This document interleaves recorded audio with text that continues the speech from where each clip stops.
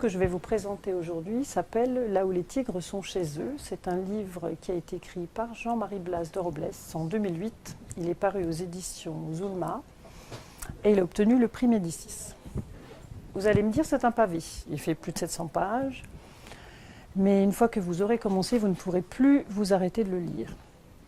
Alors au départ, on ne fait pas trop le lien entre les différents personnages. Et puis petit à petit, une toile se tisse et les chemins des personnages s'entrecroisent. Alors il y a d'abord Hélène. Hélène est une archéologue qui est accompagnée de Moreau. Moreau, c'est un de ses étudiants.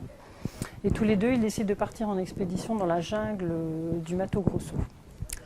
Il y a aussi Moema, la fille d'Hélène. C'est une jeune fille complètement perdue, à la dérive, qui est amoureuse au début du roman de Thaïs, qui est une jeune fille aussi perdue qu'elle. Et toutes les deux, elles mènent une vie libre, dissolue, faite de drogue, de rencontres, d'insouciance.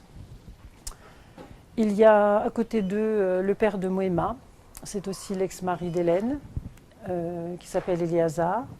C'est un correspondant de presse. Lui travaille sur la biographie d'un jésuite du XVIIe siècle, Athanas Kircher, qui en fait est le héros de cette histoire. Et puis à côté de ça, il y a aussi Nelson, 15 ans, mendiant, cul-de-jatte, et qui est recueilli par Zé. Alors ce livre m'a beaucoup plu, tout simplement parce qu'en fait il est pratiquement, je dirais, envoûtant. Parce que vous commencez un chapitre en vous demandant quel est le lien entre les différents chapitres.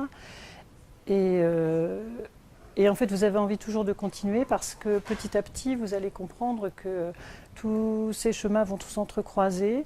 Et puis au milieu de tout ça, il y a Athanas Kircher au XVIIe siècle. Et petit à petit, à chaque chapitre, on découvre